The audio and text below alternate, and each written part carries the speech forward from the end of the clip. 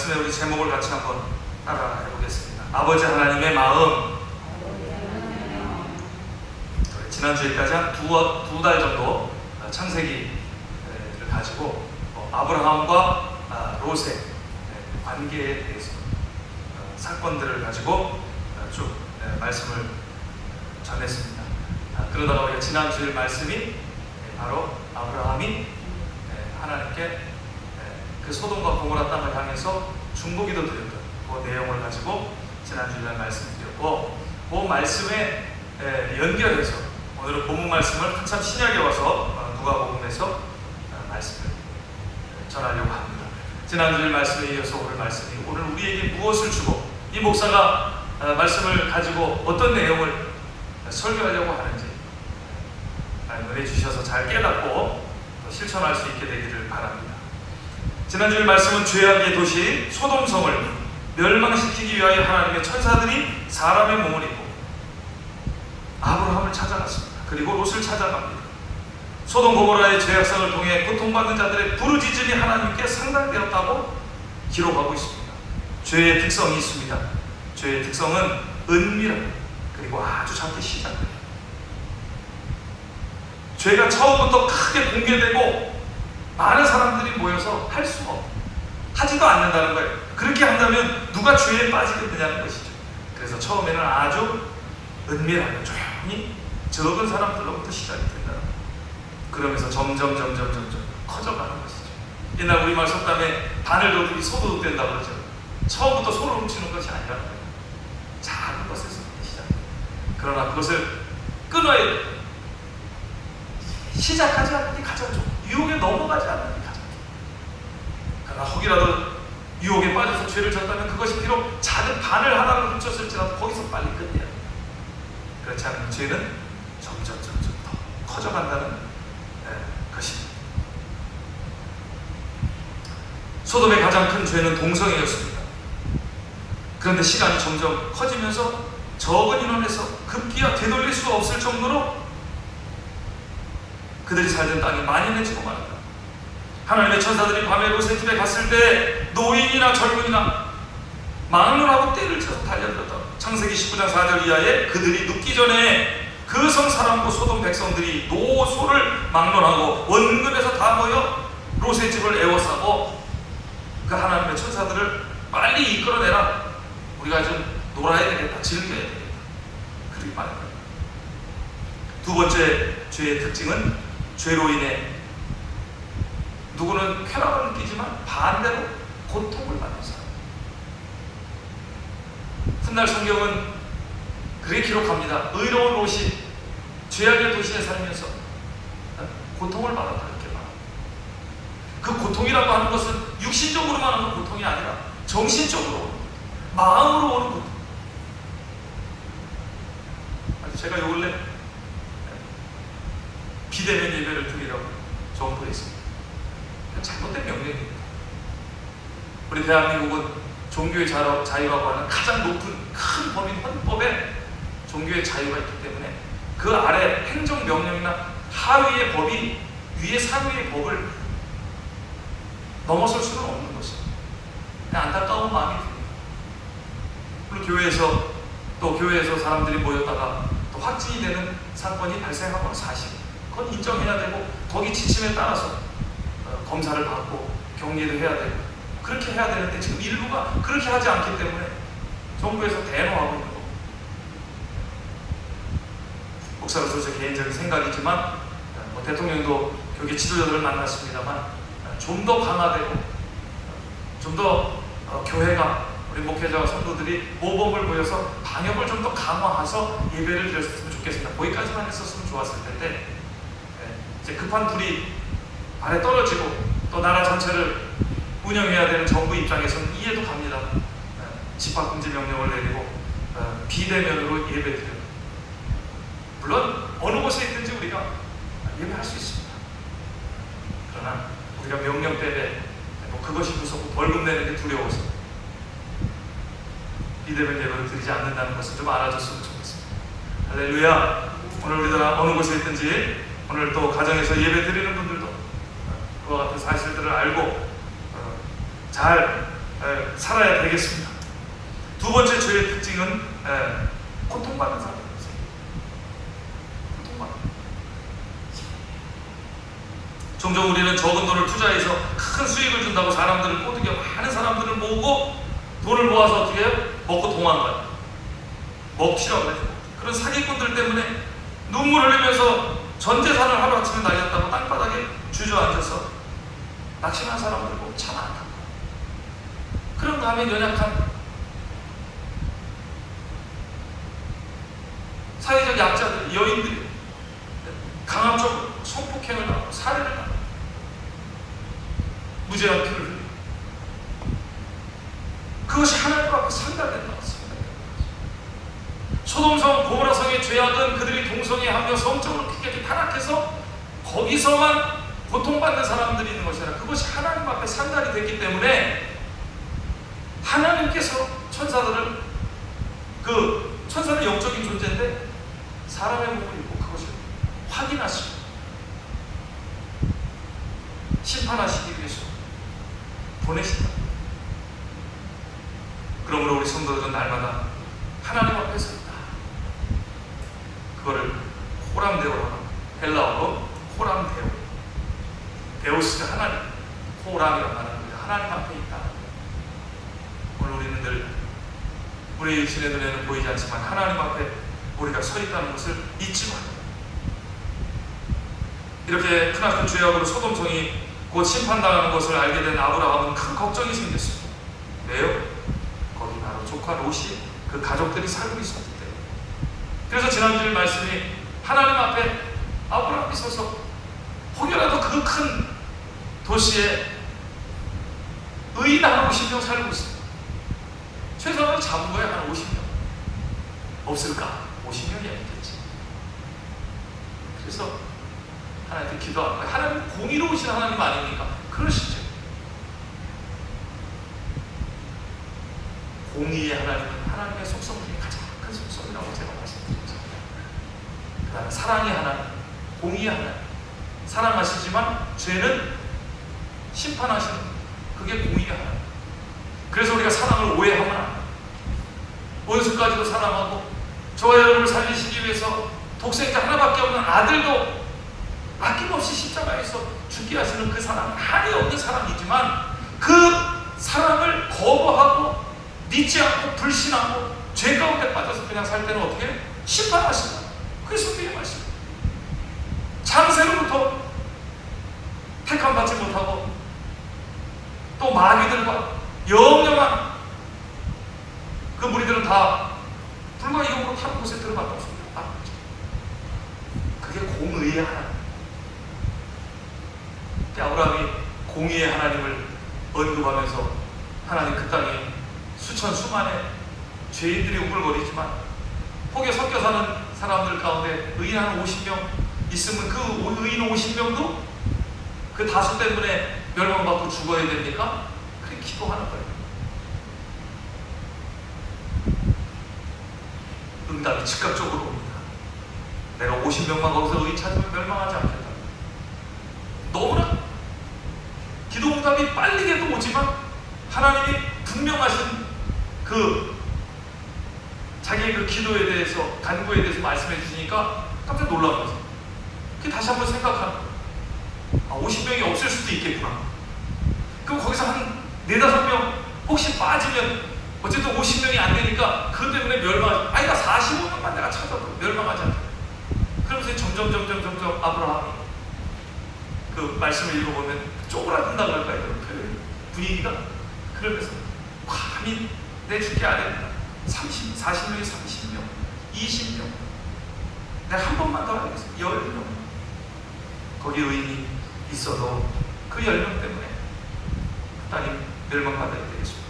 하나님 조금도 지체하지 않고 아브라함의 말 끝나자마자 응답하십니다.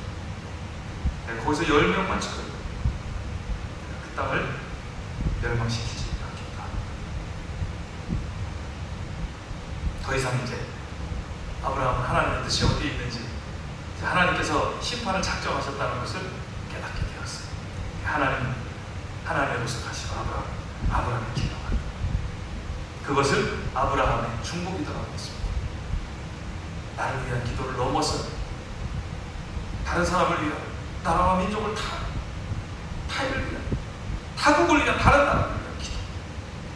저 여러분이 기도할 때 저 북녘 땅 아직도 복음이 들어가지 않았어요. 수많은 사람은 복음을 들어보지도 못하고 인간 기빌성이를 신으로 섬기고 있는 그들을 위해서 우리가 기도해요.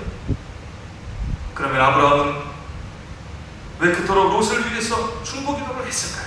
오늘 이게 중요한 것입니다. 두 가지로 한번 요약했습니다.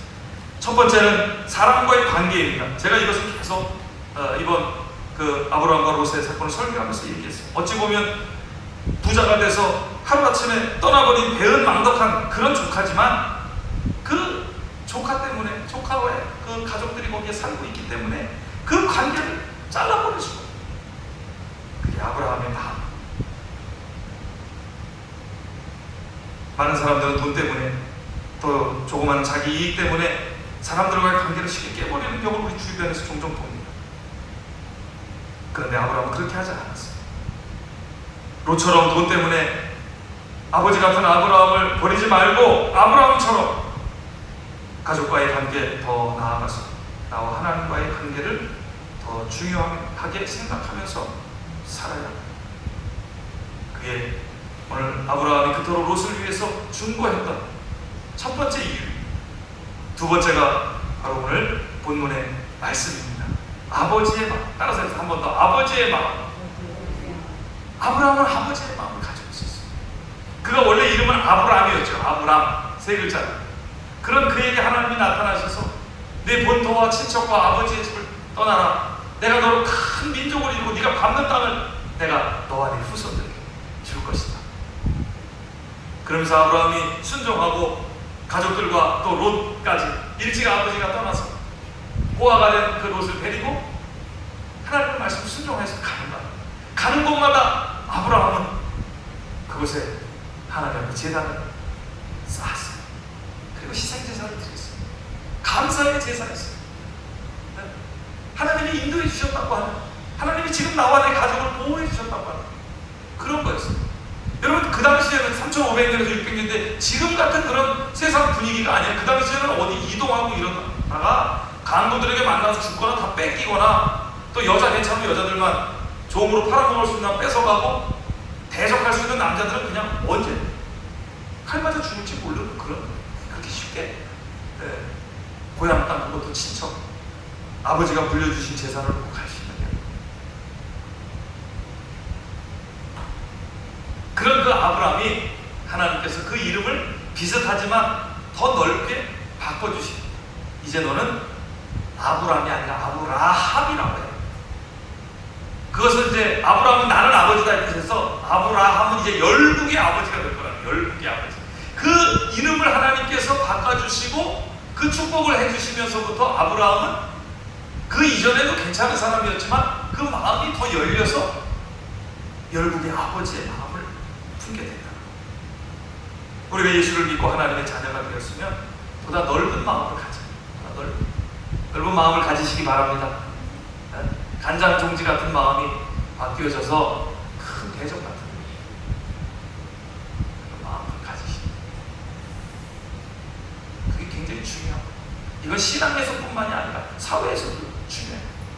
지금 오늘 우리 크리스찬 대부분의 교회가 넓은 마음을 가지고 있다는, 뭐 이렇게 지금 코로나 때문에 수칙을 지키냐 안 지키냐, 안전부 시위를 하고 이러면서 이렇게 욕을 먹어야 되냐. 법이 보장한 대로 하라.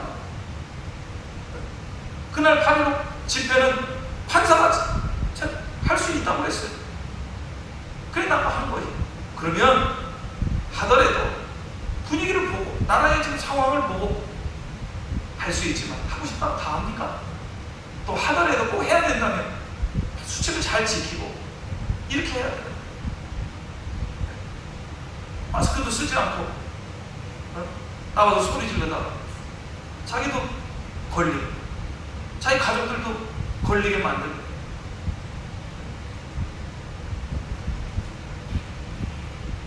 넓은 마음을 가지시죠. 자, 우리 옆에 있는 분들 한번 보면서 넓은 마음을 가지시죠. 여기 보니까 오늘 넓은 마음 가지신 분들 오늘 다 예배드리러 나오셨네. 네, 넓은 마음. 넓은 마음을 가져야 돼요. 그 주님의 마음이에요. 그게 아버지의 마음 아니에요. 네. 그래서 오늘 누가복음 15장에 우리가 너무나 잘 아는 탕자예요. 그 이야기가 나오죠. 한번 제가 요약하면 이랬습니다. 잘 아시겠지만 한 아버지 밑에 두 아들이 있었습니다. 큰 아들은 아버지를 도와 성실하게 일했고 동생보다 속도 안 써주고 묵묵히 집안일을 했습니다. 반대로 둘째 아들은 일찍이 자신에게 돌아올 유산을 미리 챙겨 먼 나라 가서 허락방탕했습니다. 나중에 큰아들이 고백하기를 창기들과 함께 가산을 삼켰다고 말합니다. 돈 가지고 놀아도 참 더럽게 놀았다.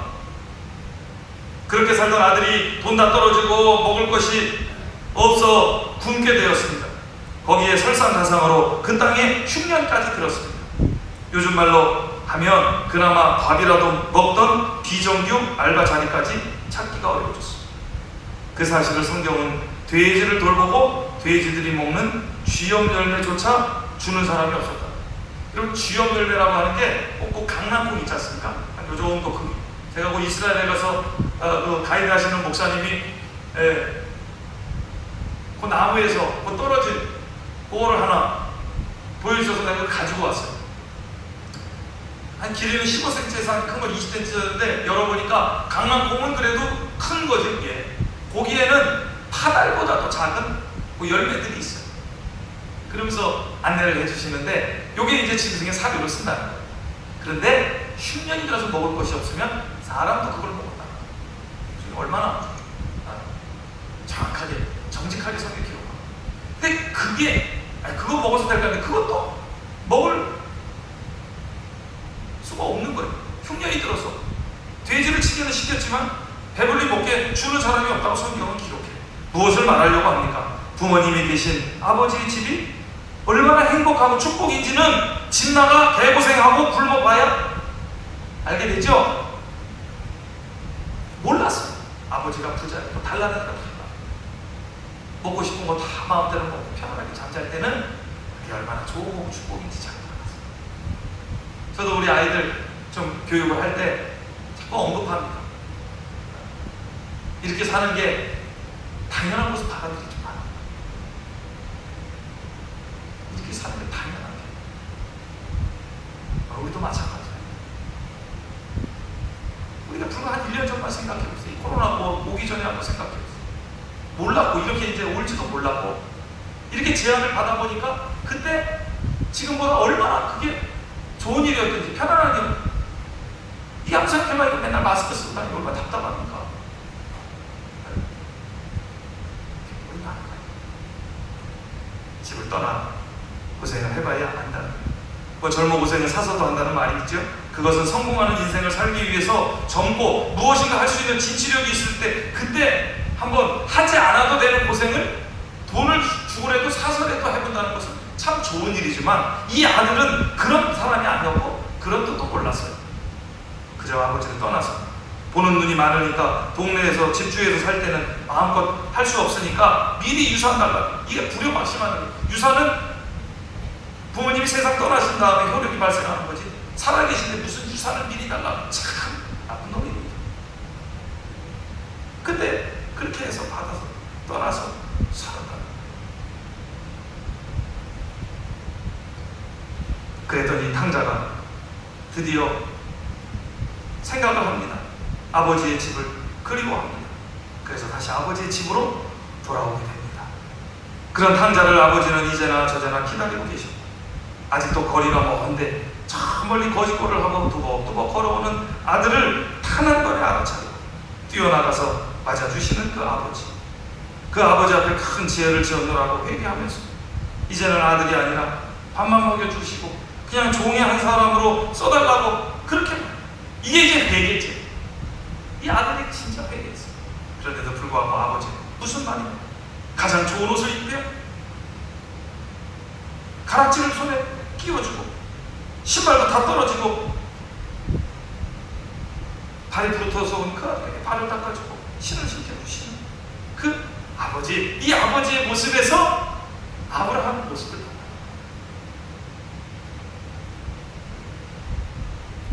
오늘 말씀은 예수님께서 당시 사람들에게 하시고 싶으신 귀한 메시지가 있었습니다.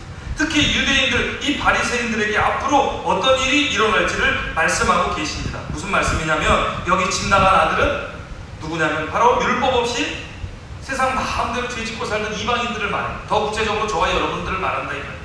우리 다 이방인이에요. 우리는 육신적으로는 아브라함의 자손이 아니잖아요. 다 이방인들. 우리들이 집 나간 탕자와 같이 살았어요. 방탕하게 살았어요. 왜요? 하나님을 몰랐으니까. 예수님도 모르고 그렇게 우리가 살았어요. 그래서 우리는 어디로 갈지도 모르고 방황했어요. 그런데 우리가 예수님을 믿게 되었어요. 알게 되었어요. 하나님의 품으로 돌아왔어요. 그리고 눈물로 회개했어요. 그런 아들을 아버지는 이전보다도 더 사랑하고 당당한 아들로 받아주신다. 우리가 예수를 믿는다는 것은 단순히 교리적인 구원만이 아닙니다. 분명히 우리 기독교의 교리가 있죠. 얼마나 위대합니까? 그 교리를 몰라서도 안 되지만 오늘 주님이 주시고자 하는 이 말씀에는 교리를 뛰어넘는 아버지의 사랑과 이 율법 없이 하나님도 모르고 살던 이 방탕한 이방 죄인들을 사랑하신 하나님 아버지의 마음입니다. 그게 둘째 아들을 비유로 들은 이방인들이 그렇게 아버지 떠나서 방황하고 창기들과 같이 살았지만 깨닫고 돌아와서 다시 종이 아니라 더 귀한 아들로 세우신다. 그게 오늘 우리의 모습. 이게 축복입니다. 이게 진짜 축복이라고. 물질만족 많이 가져야 돈 많은 게 축복이 아니라 이게 진짜 큰 축복이고 영원한 복이라. 그러면 집에 있던 큰 아들은 누굽니까? 이 아들은 동생이 돌아왔는데 기뻐하지 않아요. 오히려 아버지에게 따집니다. 불평을 합니다. 나는 지금까지 아버지의 명을 어긴 적도 없고 아버지 말씀대로 집안일을 하면서 아들로서 잘했다. 예, 누가 뭐 그거 말하는 사람이 없어요. 동생하고는 비교할 수도 없는 사람이에요. 그런데 불평을 하는 거예요. 네? 저렇게 죄짓고 방탕한 놈이 왔는데 살찐 소를 그래 잡아요. 평소에는 나는 염소 새끼도 한 마리 줘서 친구들과 같이 네? 밥 한번 먹게 해줄 실이 없는데 그러면서 불평을 합니다. 어떻게 보면 말은 틀린 말은 아니지만 무엇이 문제입니까? 이 아들에게 무엇이 문제입니까? 아버지의 마음을 모른다는 것. 그게 큰 문제라는 것. 집안에서 아버지 말씀 잘 듣고 일 잘하는 것. 그 문제가 아니라 아버지의 마음을 모른다는 것. 동생을 그렇게 사랑하신, 더 나아가서 하나님께서 우리 이방인들을 그렇게 사랑하신, 이제 예수님 이후로는 율법을 받고 율법을 십계명을 지킨 사람이 구원받는 게 아니라 예수를 믿고 죄 문제를 해결하는 그 구원을 주신다고 하는, 더 나아가서 그 아버지의 마음을 이 아들은 모른다는 거예요. 이 아들이 누구예요? 바로 지금 예수님을 공격하고 있는 바리새인, 율법 잘 지킨다고, 형식을 잘 지킨다고 하는 서기관들과 바리새인들을 말해줍니다. 그런 아버지가 큰 아들에게 말합니다. 예, 너는 늘 나와 함께 있으니 내 것이 다 내 것인데 염소 새끼가 그게 무슨 말이냐. 그런 것 때문에 뭐 네가 요청하지도 않았고 그래서 그런 것이지. 네? 동생한테는 손잡아주고 나한테는 염소 새끼도 안 주는 그런 무정한 아버지가 아니라. 무슨 말씀인지 알죠? 네? 사실은 더 큰 축복을 받았죠. 로마서에 보면은 사도 바울이 네? 먼저 그 하나님의 말씀을 맡았다는 게, 나도 유대인이지만 그거 얼마나 큰 축복이네. 율법을 받고 이스라엘 백성으로 아브라함의 후손으로 태어난 그게 얼마나 큰 축복이네. 그런데 예수님이 오셨어요. 하나님의 아들이 오셨어요. 그분이 메시아예요. 예언대로 오셔서 그냥 어느 날 오신 게 아니라고 늘 말씀하셨어요. 그리고 그분을 통해서 하나님의 그 역사들, 기적들이 일어났는데도 불구하고 믿지 않는다. 안 믿고 싶다. 거부했다는 거죠. 그래서 이방인보다도 더 못한 이제는 취급을 받는 거예요. 그게 바로 축복의 자리에서 축복을 잃어버린 큰 아들과 같은 사람입니다.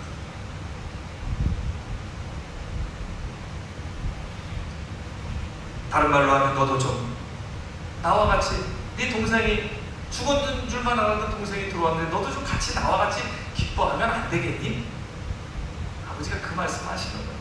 내 것이 다 네 것인데, 무슨 그런 말을, 성경에 이렇게 기록되어 있지만 그 아버지의 마음은 이런 뜻이에요. 네 동생이 죽었다가 건강하게 돌아왔는데 내가 이렇게 기쁜데 너도 좀 같이 기뻐할 수 없겠니?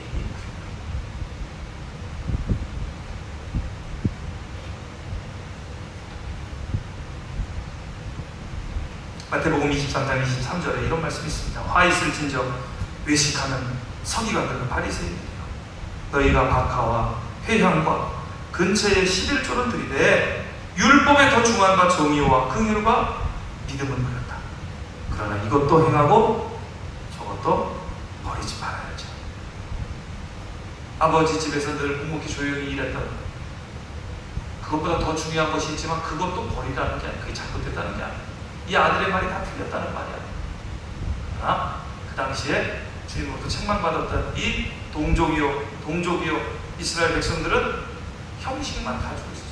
그래, 너희들이 하나님 앞에 11조를 드리고 다 해.